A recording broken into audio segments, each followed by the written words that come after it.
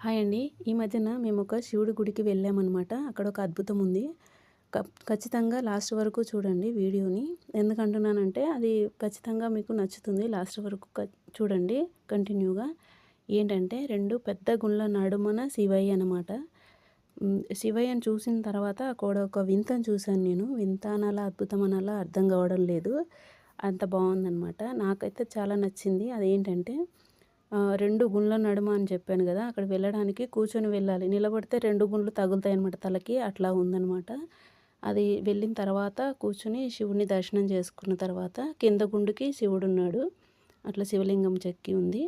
పైన గుండుకి మాత్రము ఒక లోపలికి ఇలాగా చెక్కి ఉందనమాట. అది ఎందుకనంటే మనం నిలబడితే తలకి తగలకుండా అట్లా చెక్కారనమాట.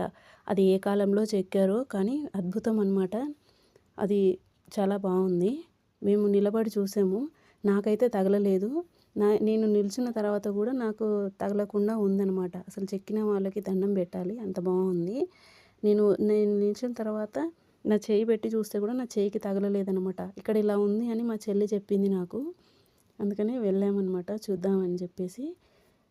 చూడండి నేను నిల్చున్న తర్వాత కూడా నా తలకి తగలలేదు. నేను చెయ్యి కూడా పెట్టి చూసాననమాట పైకి ఇలాగా. నా చెయ్యికి కూడా తగలలేదు గుండు. ఇంకా చాలా గ్యాప్ ఉంది పైన. ఈ గుడికి మీరెప్పుడైనా వెళ్ళారా?